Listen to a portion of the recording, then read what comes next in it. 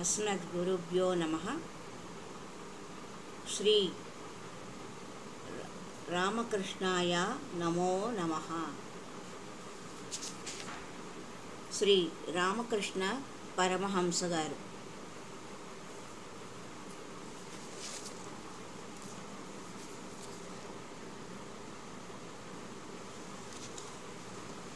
ధర్మం క్షీణించి అధర్మం ప్రబలినప్పుడు ప్రతి యుగంలోనూ నేను అవతరించి ధర్మాన్ని సుస్థాపిస్తాను అని శ్రీకృష్ణుడు భగవద్గీతలో 4వ అధ్యాయం 7-8 శ్లోకాలలో ప్రకటించాడు.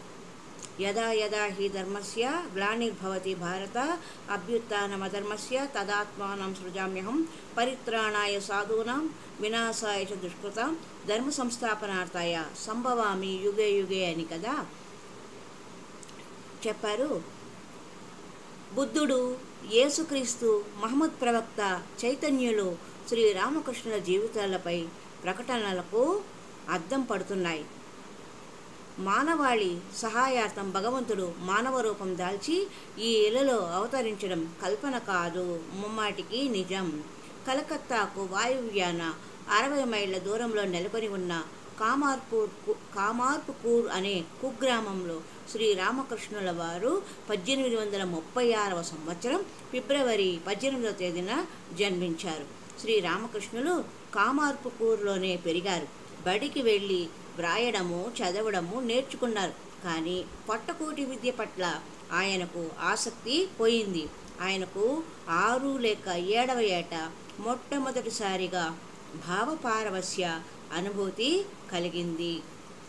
తండ్రి క్షుదీరాం 1843లో దివంగతులు అయ్యారు. తండ్రి మరణం శ్రీ రామకృష్ణులలో గొప్ప మార్పును తెచ్చింది. ఆయన మరింత అంతర్ముఖులు అయ్యారు, ధ్యానపరులు అయ్యారు. శ్రీ రామకృష్ణులకు 9వ ఏట ఉపనయనం జరిపించారు. దాంతో శాస్త్రవిహితంగా పూజాధికాలు నిర్వర్తించడానికి అర్హత పొందారు. వీరు బెంగాలీ బ్రాహ్మణ వంశానికి చెందినవారు. 1850వ సంవత్సరము అన్నగారు రామ్ కుమార్ కలకత్తాలో ఒక పాఠశాల ప్రారంభించారు. అందుకు తోడుగా కొందరి ఇళ్లల్లో శాస్త్రోక్త పూజలు చేయించేవాడు. అందుకు సహాయార్థము 1852వ సంవత్సరం శ్రీ రామకృష్ణుల్ని కలకత్తాకు తీసుకొని వచ్చారు.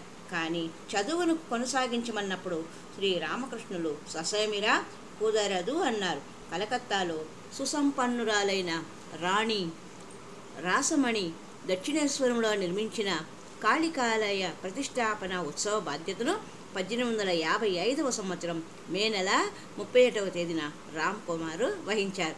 ఆ సందర్భంలో శ్రీ రామకృష్ణులు కూడా అక్కడే ఉన్నారు. ఆ తర్వాత కొద్ది కాలంలోనే ఆయన దక్షిణేశ్వరానికి తరలి వెళ్ళి ఆలయ పూజారిగా నియుక్తులయ్యారు. 1856వ సంవత్సరం రామకుమార్ గారు మరణించారు. శ్రీ రామకృష్ణులు తమ ఆధ్యాత్మిక పయనాన్ని పట్టుదలతో ప్రారంభించారు. రోజులో దాదాపు 24 గంటలు ఆయన ధ్యాన ప్రార్థనల్లో నిమగ్నులు అవ్వసాగారు. ఆ తర్వాత ఆయనకు జగజ్జనని సాక్షాత్కారం కలిగింది. ఆ దివ్య దర్శన అనుభవం తర్వాత ఆయన పూజాధికాలు కొనసాగించలేకపోయారు. కనుక ఆ బాధ్యతను వరుసకు తనకు మేనల్లుడైన హృదయకు అప్పగించి 2 సంవత్సరాలకు పైన దివ్యోన్మత స్థితిలో గడిపారు. కామార్పుకూర్ ప్రక్కనే పశ్చిమాన ఉన్న జైరాంబాటి గ్రామంలోని శారద అనే బాలికతో శ్రీ రామకృష్ణుల వారికి వివాహం జరిపించారు. వివాహ అనంతరము ఆయన 1860వ సంవత్సరంలో దక్షిణేశ్వరానికి తిరిగి వచ్చేశారు. దక్షిణేశ్వరానికి తిరిగి రాగానే శ్రీ రామకృష్ణులు ఆధ్యాత్మిక తుఫానులో చిక్కుకుపోయారు. ఇంటిని, భార్యను, కుటుంబాన్ని, దేహాన్ని, పరిసరాలను ఆయన మర్చిపోయారు. ఒక సామాన్య వ్యక్తి ఆ ప్రచండ సామాజిక ఉత్సవంలో పావుభాగం సైతం తట్టుకోలేడు. అది అతన్ని దగ్ధం చేస్తుంది. 6 సుదీర్ఘ సంవత్సరాల కాలం ఆయన అసలు నిద్రపోలేదు. 1861లో శ్రీ రామకృష్ణులచే తాంత్రిక సాధనని అనుష్ఠింపజేయడానికి భైరవీ బ్రాహ్మణి దక్షిణేశ్వరానికి వచ్చింది. తంత్రశాస్త్రాలలో పేర్కొన్న 64 తంత్ర సాధనలను అనుష్ఠించి శ్రీ రామకృష్ణులు వాటిలో పరిపూర్ణ సిద్ధి పొందారు. ఈ సాధనలు పూర్తి చేశాక తోతాపురి అనే అద్వైత వేదాంత సాధువు ఆయనకు అద్వైత వేదాంతంలో దీక్ష ఇవ్వడానికి దక్షిణేశ్వరానికి వచ్చారు. సర్వోన్నత వేదాంతానుభూతి అయిన నిర్వికల్ప సమాధి స్థితిని శ్రీరామకృష్ణులు కేవలం 3 రోజులలో పొందారు. 1866లో గోవిందరాయ్ అనే సూఫీ సాధువు నేతృత్వంలో శ్రీరామకృష్ణులు మహమ్మదీయ మతాన్ని అనుష్ఠించారు. కాలాంతరంలో ఆయన తన శిష్యులతో ఇలా చెప్పారు: నేను భక్తి ప్రపత్తులతో అల్లా నామాన్ని జపించాను. రోజుకు 5 సార్లు వారి ప్రార్థనలు కూడా చేశాను. ఆ భావంతో 3 రోజులు గడిపాను. మహమ్మదీయ మత సాధన అనుష్ఠానంలో పరిపూర్ణత్వం సంతరించుకున్నాను అని చెప్పారు. 1868లో హృదయ్ మధుర్ కుటుంబంతో కలిసి శ్రీరామకృష్ణులు తీర్థయాత్ర చేశారు. దేవగర్, వారణాసి, ప్రయాగ, బృందావనం, నవద్వీపం దర్శించారు. గురుదేవులకు 14 సంవత్సరాలు సేవలు అందించిన మధురు 1871లో మరణించాడు. మరుసటి సంవత్సరం శ్రీ శారదాదేవి దక్షిణేశ్వరానికి వచ్చారు. శ్రీరామకృష్ణులు ఆమెను షోడశి మాతగా ఆరాధించారు.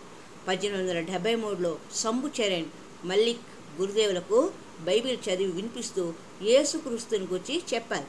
ఆ తర్వాత 3 రోజులు శ్రీరామకృష్ణులు యేసుక్రీస్తు ఆలోచనలోనే నిమగ్నులైపోయారు.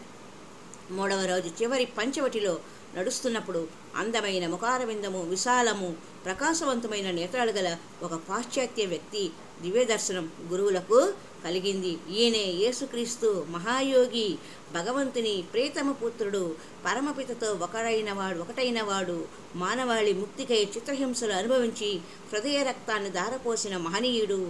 తరువాత శ్రీరామకృష్ణుని కౌగిలించుకొని క్రీస్తు ఆయనలో కలిసిపోయారు. వివిధ మతాల ద్వారా హిందూ మతంలోని విభిన్న శాఖల ద్వారా భగవత్ సాక్షాత్కారం పొందిన తరువాత శ్రీరామకృష్ణులు ఇలా ప్రకటించారు: మతాలు ఎన్నో, మార్గాలు అన్నీ. తమ జీవితంలో 3 వంతుల కాలాన్ని కఠోర ప్రయాసలతో గడిపి సంతరించుకున్న ఆధ్యాత్మిక అనర్ఘ రత్నాలు ఇప్పుడు మానవాళికి పంచిపెట్టడానికి తయారుగా ఉన్నాయి. జగజ్జనని ఒకసారి గురుదేవులతో ఇలా చెప్పింది: కాళికామాత, నువ్వు కలకత్తా కాళీమాతే ఆయన యొక్క ఉపాసనా దేవత. నువ్వు నేను అభిన్నలము. నా పట్ల ప్రగాఢ భక్తి చూపుతూ మానవాళి శ్రేయస్సుకై ఈ జీవితాన్ని గడుపు, భక్తులు వస్తారు అంటూ కలకత్తా కాళీమాత రామకృష్ణుల వారికి హితోపదేశం చేశారు. 1879లో దక్షిణేశ్వరానికి భక్తుల రాక మొదలైనది. ముందుగా రాము, మన్మోహను, తర్వాత కేదారు, తర్వాత సురేంద్రాచుని, లాటు, నిత్యగోపాలు, తారక్కు వచ్చారు. 1881-82లో నరేంద్ర అంటే స్వామి వివేకానంద, రాకాలు, భవనాదు, బాబురాం, బలరాం, నిరంజన్ను, మా యోగిన్ వచ్చారు. వీరితో శ్రీరామకృష్ణులు దివ్యలీలా విలాసాన్ని గావించారు.